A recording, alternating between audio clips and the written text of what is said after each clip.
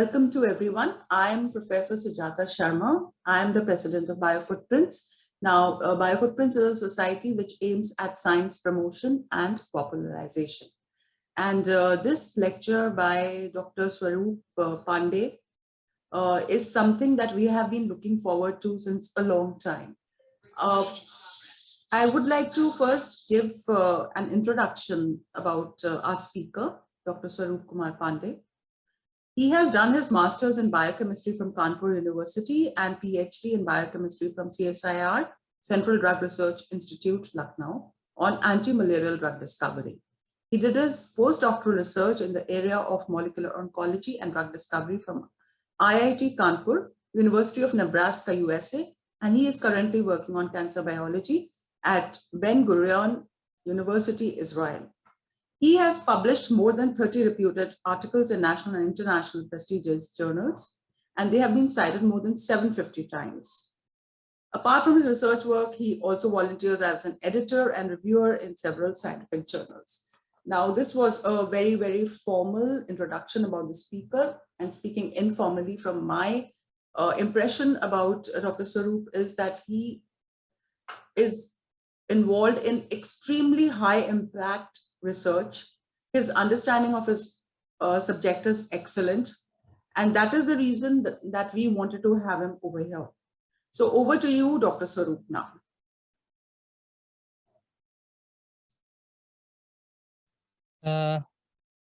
Thanks, Professor Sujata, for this nice opportunity and this nice introduction. Sorry for the interruption. Maybe I'm on highways actually due to some family issues. I need to travel, so I just stopped here. Okay. So without doing any delay, I would like to share my screen, and then. Okay, so can you enable me to share my screen?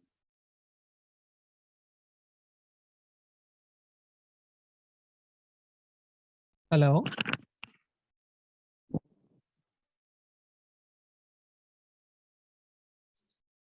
Yeah, I've enabled. Hello?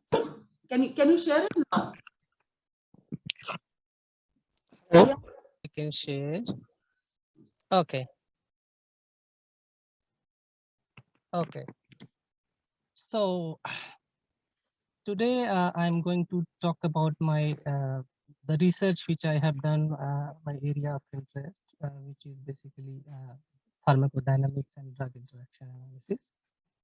So whatever we are doing as being a scientist, it's for betterment of life, betterment of humanity, whether we are doing in plant science, animal science, or physics, or chemistry, or other disciplines.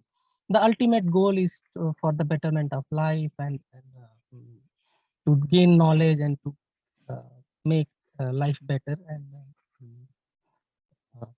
I mean good in good way. So everybody is working in different aspects. So my aspect is to tackle some scientific ideas and some of my knowledge and other things to go for the drug discovery process, which is basically the diseases are the main hurdles for the morbidity and the mortality and even the socioeconomic problems that the diseases are. So what are the diseases?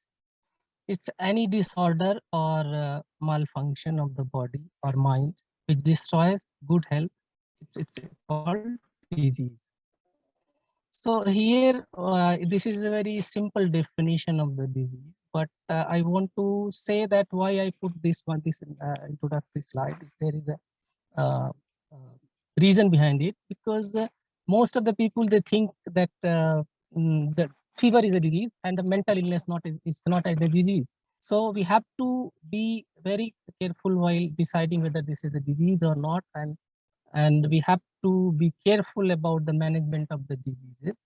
And the diseases are mainly divided into two groups. This is congenital diseases, which is by birth. There are several types of cancers and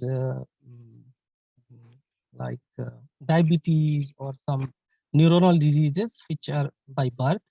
There are some hormonal changes or birth defect or some genetic changes are responsible for it, and acquired diseases which we acquire from our environment or by some infectious agents like infectious disease like malaria, malaria, tuberculosis, dengue, even most recent COVID infection, and non-communicable disease like several type of cancers and some specific type of neurological disorders.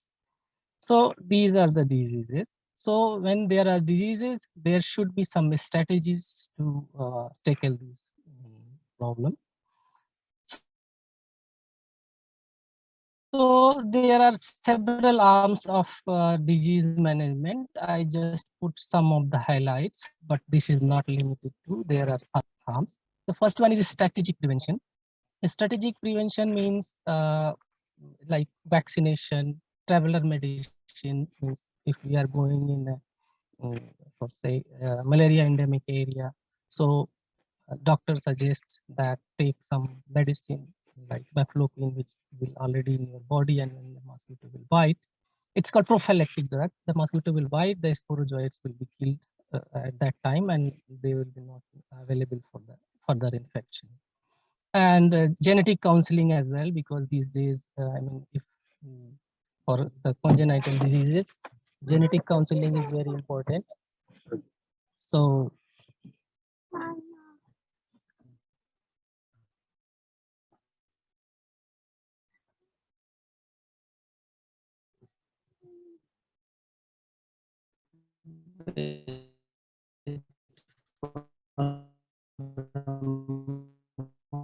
moment.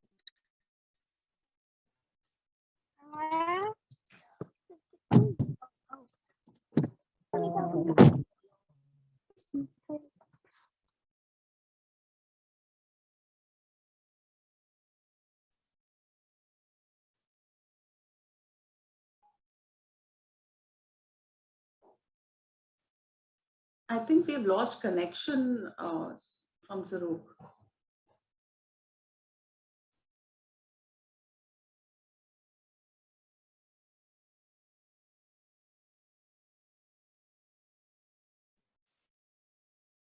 Yeah, I think, yeah, now it's okay. Yeah, yeah. So actually I'm on highway, so okay, now I opened the door, so no issues. Okay, so I was talking about the strategic prevention and then precautions like following the policy and the rules like wearing mask and other things. And then we have general prevention like taking healthy diet and good lifestyle, exercise, and maintaining hygienes. And other disease management strategies are surgery and other clinical procedures, and patient care, which is very important, and basic and translational research, which particularly we are dealing with, and the drug discovery. So drug discovery is not a single part, it's a comprehensive approach. Uh, it involves biophysics, biochemistry, molecular biology, even physics, or some other disciplines also. So it's like a comprehensive phenomena. Why I can't go forward? There is an issue, I don't know. Hello? Am I audible? Yes, yes, you are audible.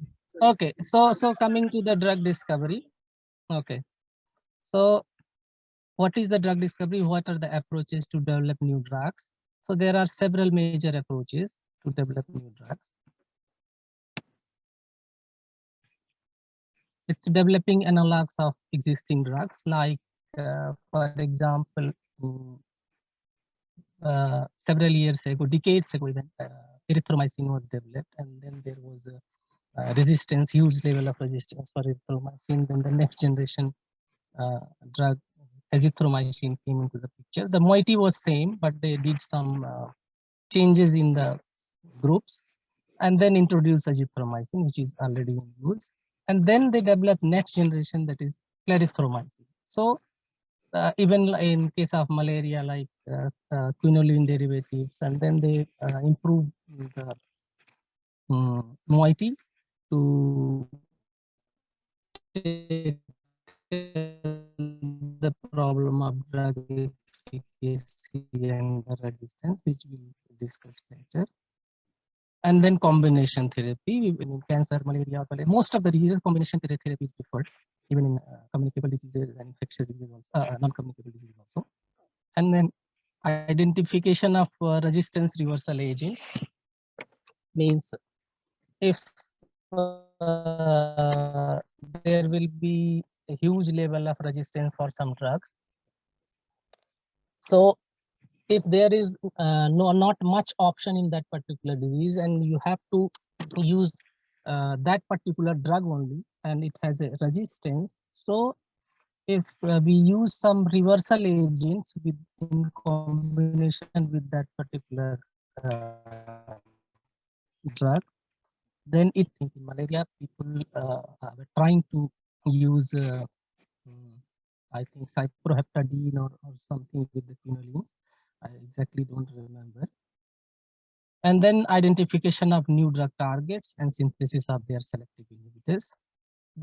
So this one is basically, people think that this one is this approach is called the drug discovery, but no, this one is the most expensive and most time taking way of the drug discovery.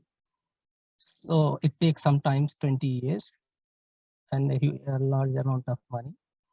And the analysis of compounds from natural products, which we all know that most of the antimalarials and other moieties, some cancer drugs are also coming from the natural sources. And exploration of drugs indicated for other diseases, like people are trying to use metformin in cancer. Even in COVID situation, drug repurposing approach was used, like hydroxychloroquine and some other ACE2 inhibitors people were trying when the vaccine was not available. So this is also a good way for the drug discovery. So what are the rationale of the drug discovery? So first we have to identify the drug target. How we identify the drug target?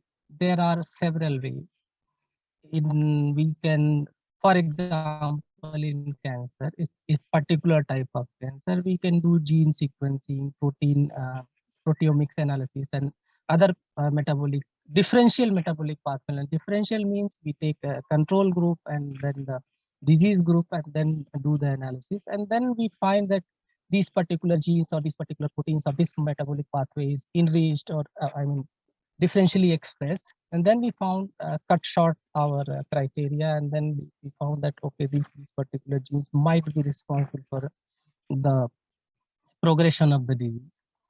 So after selecting some genes or proteins or metabolic pathway, we have to validate that pathway.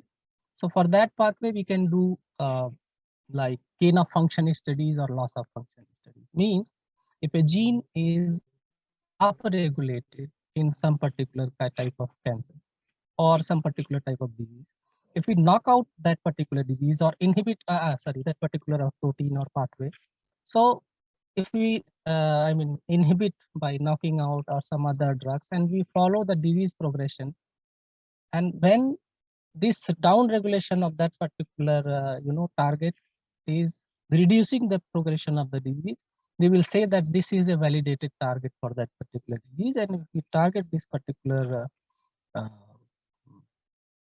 target, then it will be beneficial. It will remove the progression of the disease. Then after validation of the target, the next step is lead identification. Means now we have the target. Now we have to search for some chemical moieties or peptides or immunobased therapy or other therapy methods to inhibit that particular pathway or the target. And then after these can be done in virtual screening, docking studies, and other pharmacophore mapping. There are several ways and computer assisted methods. And then we have to optimize the lead. Means after mapping and all, we have to synthesize, we have to screen libraries of the chemicals, and then finally we will find that these 3 4 molecules, or maybe one is very good for it. Then this lead will be optimized, and then after that, after doing the in vitro toxicity analysis and other parameters analysis, it will be approved for the preclinical study, like in mouse or non-human primate model. And then if it crosses certain criteria, then we can go for clinical studies, and then finally drug approval. So this is the overview of the drug discovery process. So now I'm going to just explain briefly how we do like early drug development process in vitro. So maybe some pharmacophores. Here I'm not saying the drug, because uh, most of the chemical moieties there, if you screen, they will not be considered as that until unless it's approved. So pharmacophores we take from the different sources like chemical libraries or newly synthesized, or maybe some plant or animal product. So we test them in vitro against disease cell line, like whole cell line, or some particular enzyme of the pathway which we validated as a target. And then there is then there is a parameter called inhibition parameter. So there, for different kind of diseases, this inhibitory concentration is fixed, that if in this particular disease this concentration is killing 50% of the cells, or it's inhibiting 50% of the enzyme, then we can consider it for further development. And then we do its cytotoxicity analysis in some normal cells like kidney cells, because toxicity is a major concern for the drug discovery. And then we evaluate the toxicity to the efficacy ratio. So if toxicity is less than 10 or 20 times less than the efficacy, then it can go for the preclinical studies.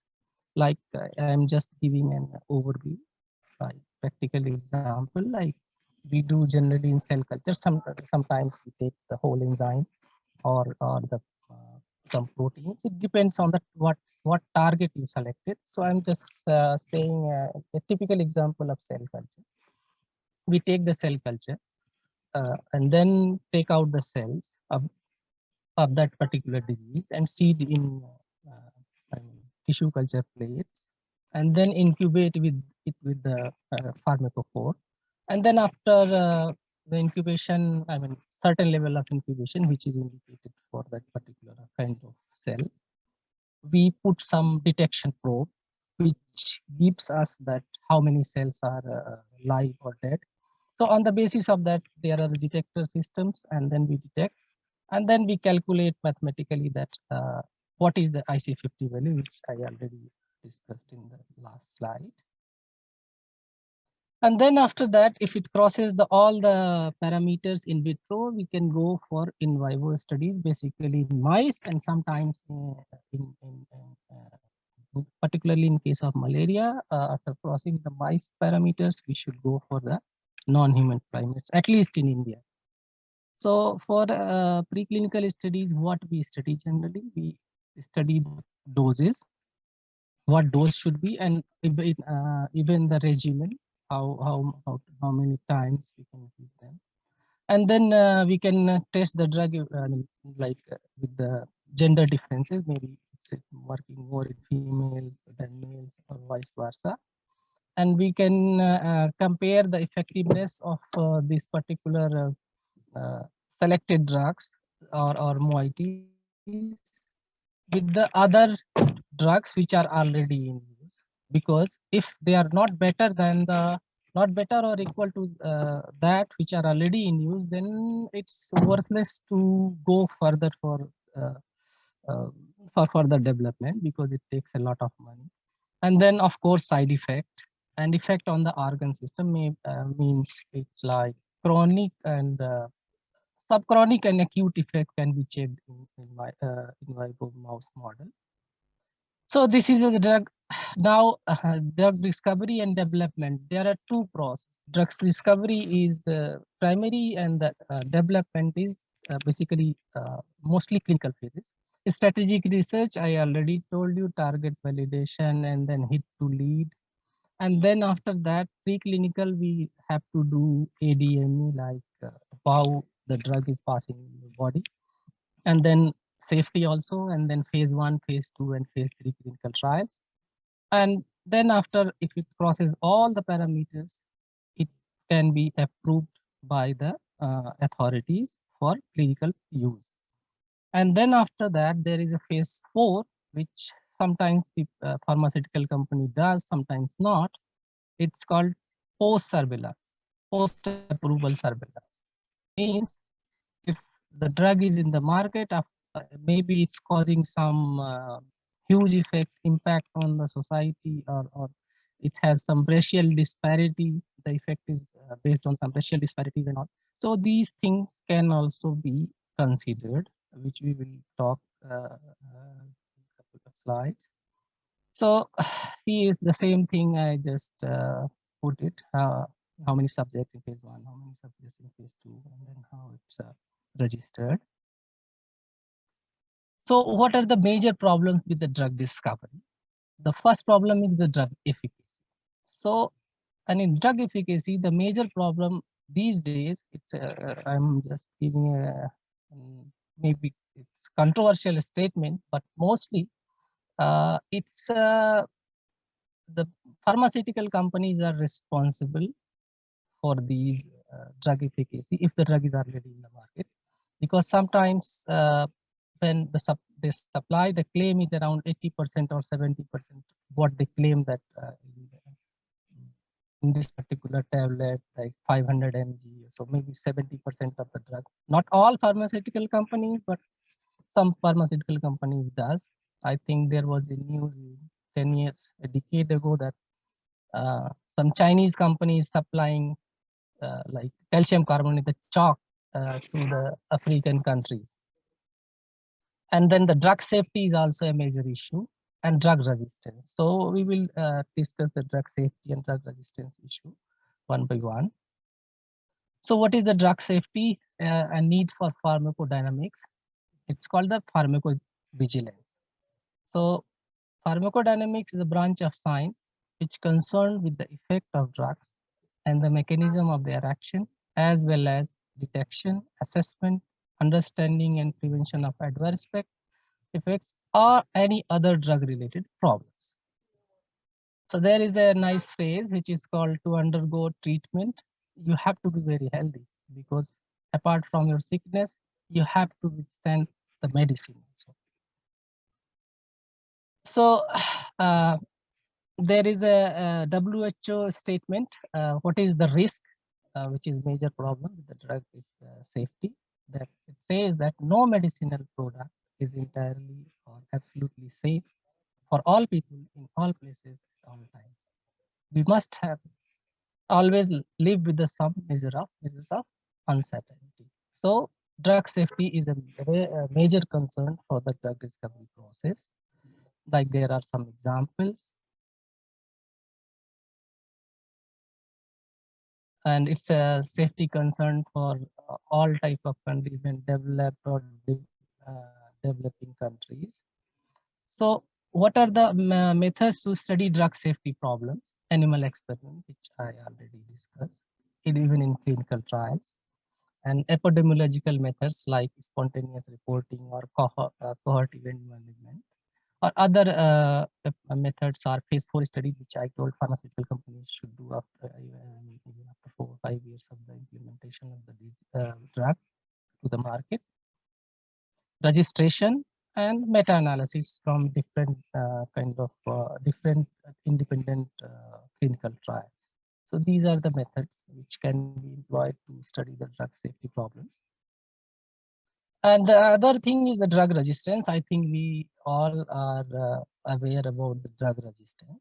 Drug resistance is the reduction of effectiveness of a medication, such as an antimicrobial, antineoplastic,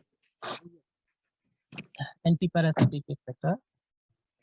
by treating the disease or the particular condition. So like before exposure to antibiotic, there are few bacteria. Here is a bacterial example, which are resistant. So when we apply the drug to them, there will be the cells which have resistance to them, they will survive, and then after selection, they will grow more. And there are several causes of the drug resistance. The major problem is the efflux of the drug by the pumps, and reduced uptake of the drug, and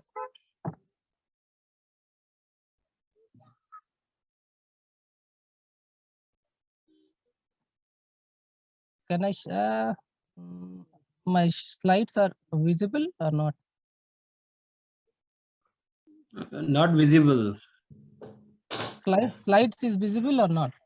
No, sir, your slides are not visible. Slides are not visible. Okay. Yes, your slides are not visible.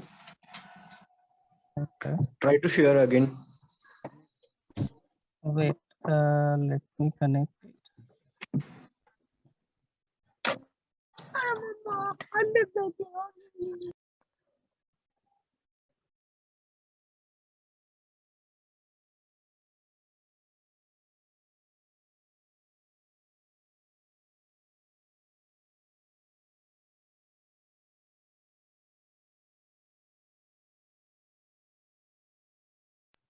Wait a second.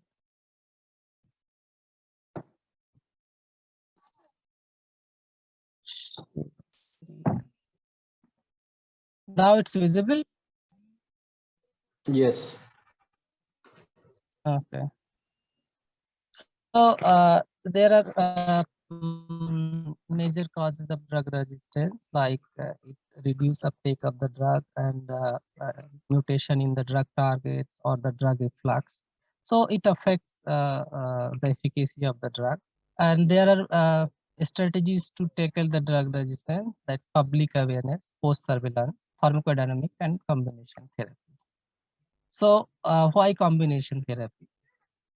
Combination therapy covers more than one vital enzyme or protein or the metabolic pathway, which targets to give better efficacy. And it delays the development of drug resistance against both the partner drugs. And one more thing it does, it reduces the regimen. So the shorter regimen, the better will be the compliances. For example, on the right side, like there is a cascade, two cascades like RAS and PI3K. They are governed by several independent upstream regulators. So if you want to target one, even PPI3K, then RAS will be activated and the same function will be performed. But if we target both, then it will, stop the whole process of the angiogenesis. So what is the drug combination assay? How to do? So assay the drug efficacy of the drug A, and assay the efficacy of drug B or C alone. And then assay the efficacy of drug A, B or C in combination. And analyze the drug interaction with help of isobologram. There is a gold standard to measure this. And select the best combination for further development. So this is the fixed ratio isobologram method. This is a gold standard for combination therapy.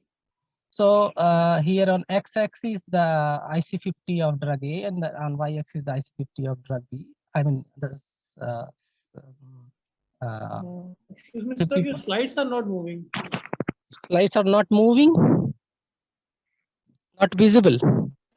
It is stuck at major causes of drug resistance mechanism image. Okay. Now Actually you have to share the presentation mode, then it will be visible to all. Now it's visible. No, actually slides are visible, but you have shared another screen, actually shared full screen of that. Yeah, yes. Now it's visible. Yes, now it has come to that graph. Okay. So on drug A, the efficacy on the x-axis, the efficacy of drug 1, on the other hand, on the y-axis, the efficacy of the other drug. And if the points are below the line which connects 1 to 1, then it's called synergistic. If it's on the line, it's called additive, and it's above the line, it's called antagonistic effect. So here are some example which I published, that we did the pyrroline actinium hybrid in artemisinin based combination by a pharmacodynamic study, and we found that we did with the several drugs. It's with the artesunate, with artemether, with arteether. So here you can appreciate that with the artesunate, mostly it's above 1, it's antagonistic. With the artemether, all the points are below 1, it's synergistic. And with the arteether, mostly they are on additive range. So we found that the artemether and this particular new moiety combination has the best synergistic effect. And then we did we did in a malaria model, and then we did prophylactic in vivo antimalarial efficacy of tested them, and then we found that here on the right hand side, all the alone drugs, whether the newly synthesized compound or the artemether, at the same dose, they don't have efficacy more than 20%. But when we combine the same doses, we got 100% efficacy. And for malaria, I just tell you that it's a 28-day experiment. And if the mice survive beyond 28 days, it's called 100% survival. And the right hand side, you see all the combinations we tested, it has 100% survival with the artemether and this newly synthesized compound. So, and then we tested its LD50, which is 2 gram per kg, which is quite good. And then we checked its mechanism of action, which is it inhibits the heme polymerization, which is a major like rescue thing for the malaria parasite. And then we did some mathematical modeling. I'm not going to the detail, but we did mathematical modeling to calculate the dose, proper dose and regimen for the therapeutic response. And we found here, it's a 48-hour process, and we found that the parasite reduction ratio, I mean, in one cycle, it reduces the parasite by 8,800 times. And we have to give the drug for 3.3 days. And this is the mathematical modeling we did, and we tested it. And we found that for 3.3 days, we give them for 4 days, and we found that at our calculated, like simulated dose was exactly right, and we found 100% cure, and all the mice were survived beyond the observation period. Then we did some other studies with the clarithromycin and mefloquine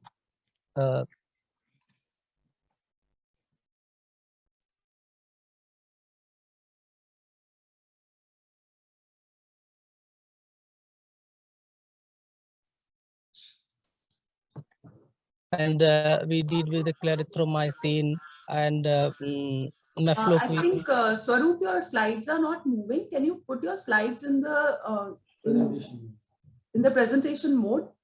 Just check them once. Okay. Now they are moving. Yeah. Okay. So we did in the same manner with the clarithromycin and mefloquine in malaria, and the quinine and quinidine, which has a high level of resistance, and particularly in case of cerebral malaria, quinine is the only option for the patient. So these are the things we did in by that pharmacodynamic study, and we found that there are 4 combination, that artemether with the newly synthesized compound, it has a high synergistic value like 0.5, which I told, like below 1 it should be, and mefloquine clarithromycin we found below 0.81. Quinine and quinidine we also found below 1. So that means what we did, I mean, with the pharmacodynamic study, we found mostly synergistic combinations for malaria. And then similar thing we did with the cancer. We combined artesunate with anti-androgen, which has high level of resistance for this castration-resistant prostate cancer, and we rescued that castration resistance by applying artesunate to the while combining the artesunate to the this anti-androgen that is called bicalutamide. And here is the mechanism of action. I'm not going to the details.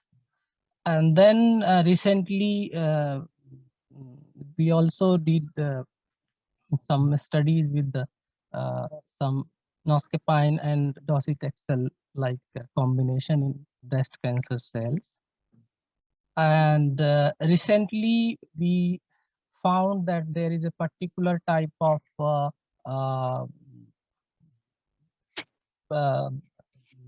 lung cancer patient in which an anti-apoptotic protein is highly apoptotic protein is highly expressed, which is a paradox. And we found that why it happens, that it regulates the like a metabolic pathway which is very important, like phosphatidylethylamine synthesis. And we are trying to develop some combination therapy by targeting this new target as well as phosphatidylethylamine to get some synergistic effect. And we are in process of that, and mostly I think we are done with it and we are going to publish it. So in conclusion, the drug resistance and the drug safety are the big challenges for the scientific world. Careful and comprehensive studies are the only way to tackle these problems. And thanks for your patience. Now you can ask. It's open for if you have any queries. Thank you, Dr. Swaroop. That was a wonderful lecture, and yes, you answered almost all the questions that are in the mind of someone who's thinking about drug discovery. And I was especially very impressed with your work, which you presented in the end. I could see that you have done excellent work. Now I declare this open for any discussion. You can ask questions, or if you like, you can even give your comments or questions in the chat box.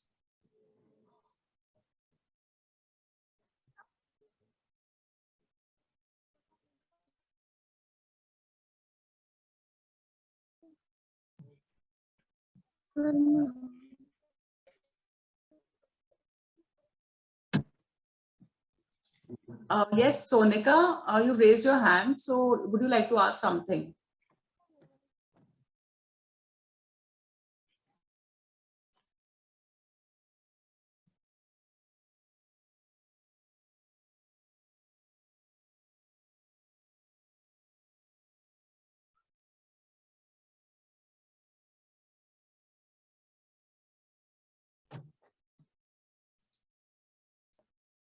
Swaroop, Sonika has written something.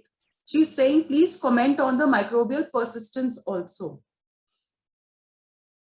Okay, actually microbiology is not my area, so I cannot specifically comment on it. So cancer, yeah, cancer and malaria are my specific areas. Right. Are there any more questions?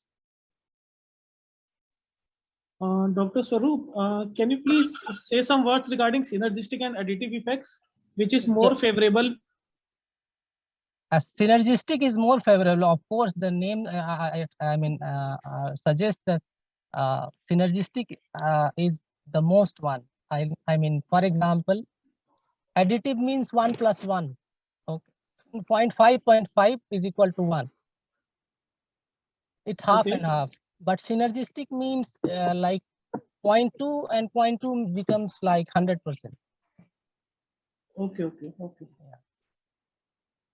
Thank you. Jia Singh has raised a question. How does one choose right equation for determining EC50? Basically there are several methods, but we do logit regression analysis. Okay. What is the difference between synergistic and combinatorial?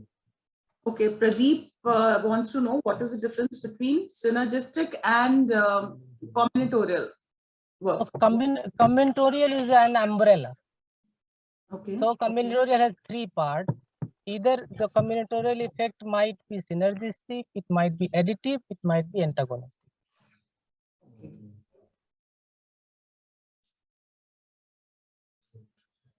There is one more question by Mr. Kiran Lokhande, who says, could you please elaborate the in silico approach in your study? In silico, I'm not an in silico guy, but overview I can give. In silico approach, we generally approach some bioinformatician, and then we, sit with them, and then we say that this particular, with the literature and other things which I provide, which we have, the moiety or the peptide we have, we give them the structures, and they do some docking studies and other studies like some energy level. I'm not very much, familiar with that, but they give some parameters which set that, yeah, this particular drug can fit in this particular pocket, or it has this energy, like, and this can be synthesized, and this can go further. But we just, take help of them. I'm not a bioinformatics guy. Dr. Sanjeev Kumar has written, it is beneficial to design a drug using pharmacophore modeling or to develop a drug using QSAR. QSAR means the newly synthesized compound he was talking, or structure activity relationship is another thing. The developing pharmacophores and in my opinion, the developing pharmacophores and this one QSAR analysis is another thing. So there is one more question which says that does your work have clinical data? Chemical data. Clinical data. Chemical data mostly which we publish, they are available in the public platform. Public domain, like on our publications, the methods and all. But the particular things which we patented, it's like CDRI policies, some of them we didn't give.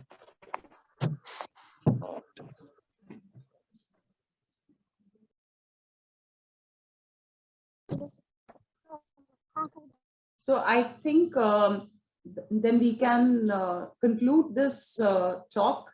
Excellent talk by Dr. Swaroop Pandey. Thank you so much, Dr. Swaroop. And thanks to everybody who joined us and who interacted on this platform, and all the ones who listened to this talk. Thank you for your patience and goodbye. Thank you. Thanks a lot.